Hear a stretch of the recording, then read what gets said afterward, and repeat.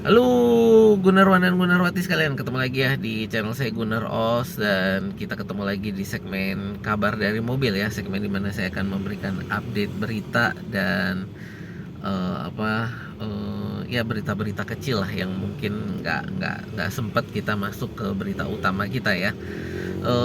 Ya kali ini saya ingin memberikan update tentang cedera pemain.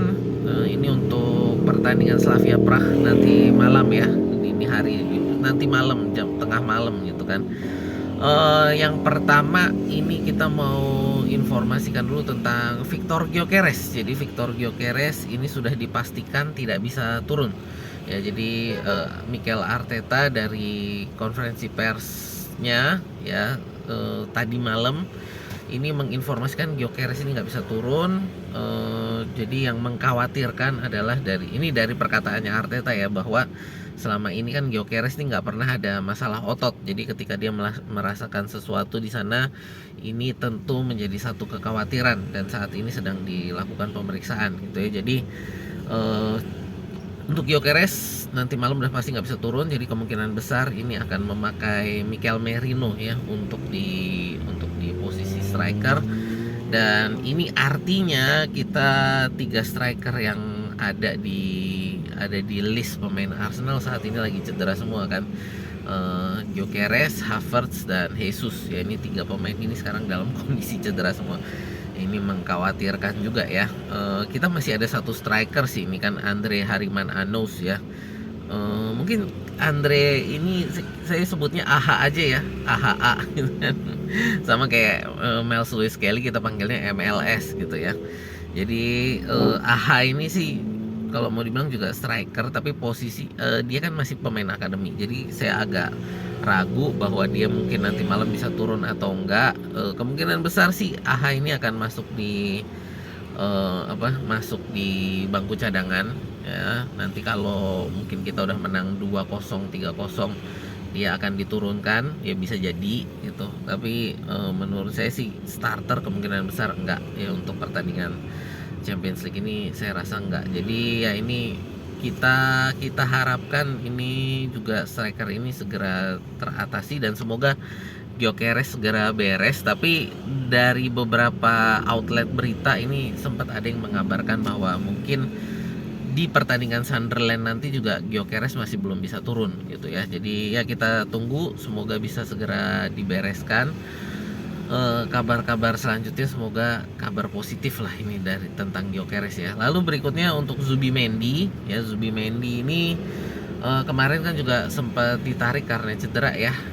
Dia merasa ada satu hal yang kurang enak juga dan dia diganti oleh Christian Norgard di pertandingan kemarin. Tapi kalau kita lihat di video latihan ya, yang dikeluarkan itu, yang diliput oleh beberapa media juga, di sesi latihan itu kita bisa melihat Zubimendi gitu ya. Jadi Zubimendi secara match fitness ini nggak ada masalah ya. Jadi Zubimendi ini nggak ada masalah, tapi Zubimendi nggak bisa turun nanti dini hari nanti ya, tengah malam nanti ini nggak bisa turun Zubimendi karena dia ini ada Zubimendi ini ada akumulasi kartu. Jadi Zubimendi ini ada akumulasi kartu, yang kita tahu dia di pertandingan Atletico kemarin kan dapat kartu kuning ya. Jadi ini dari akumulasi kartu dia tidak bisa turun. Jadi di midfield ini kita pasti akan menurunkan Christian Norgard ya. Jadi itu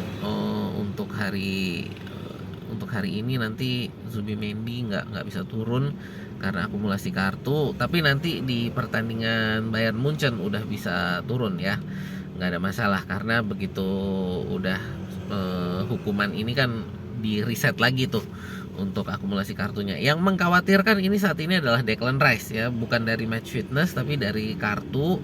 Yang kita harapkan hari ini semoga jangan kena kartu kuning gitu ya. Kenapa? Karena kalau Declan Rice sampai hari ini kena kartu kuning, nanti di pertandingan Munchen Declan Rice ini nggak bisa turun gitu ya. Jadi Declan Rice ini juga udah akumulasi kartu, tinggal 1 kartu lagi dia akan kena hukuman akumulasi. Jadi harapan kita sih semoga di pertandingan ini Declan Rice bisa clean lah ya. Nggak kena akumulasi kartu gitu.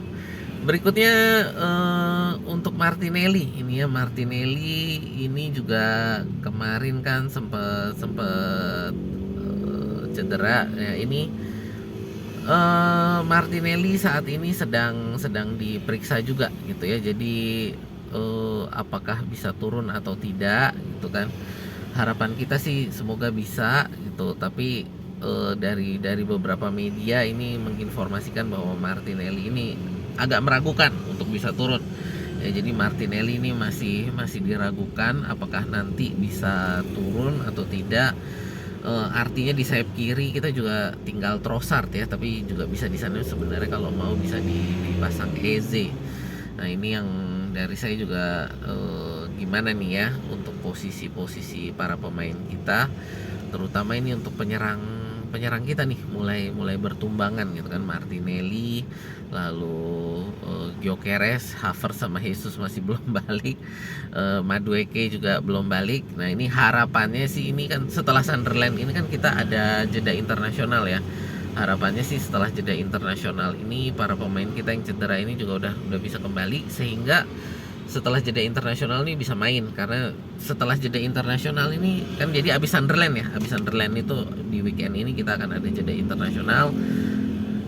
Kita ini nanti akan ketemu dengan pertama akan ketemu Spurs, habis itu kita ketemu Munchen, habis itu kita ketemu Chelsea. Jadi akan ada 3 pertandingan besar pasca jeda internasional gitu. Jadi setelah jeda internasional ini akan ada 3 pertandingan penting yang kalau dari saya sih semoga udah pada beres semua ya, terutama tadi untuk Gyökeres, Martinelli, Havertz juga semoga sudah kembali, lalu Madueke ya sama Odegaard juga, kita harapan kita ketiga semua pemain ini setelah jeda internasional untuk bisa balik gitu kan. Kalau untuk untuk Jesus sih kemungkinan besar memang di akhir Desember ya kabarnya. Jadi untuk Jesus ini masih lumayan agak jauh gitu.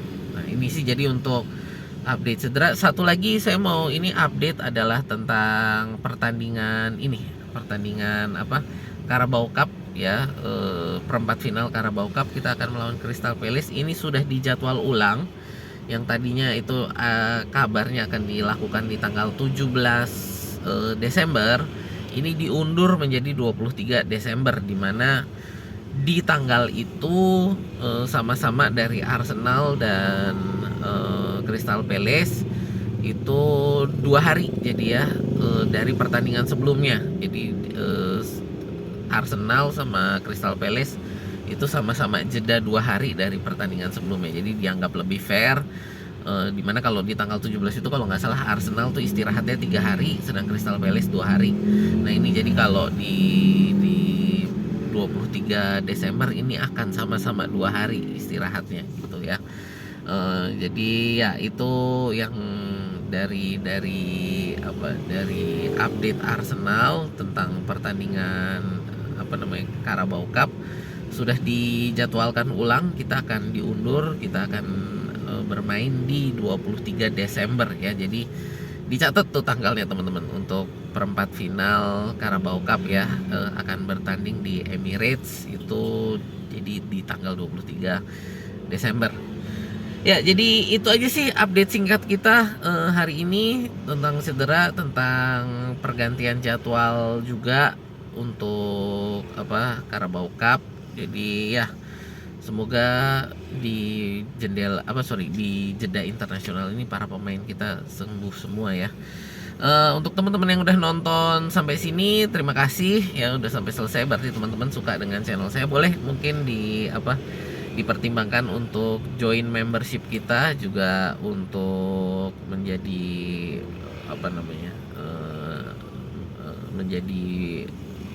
untuk subscribe juga gitu ya, subscribe dan jadi member kita.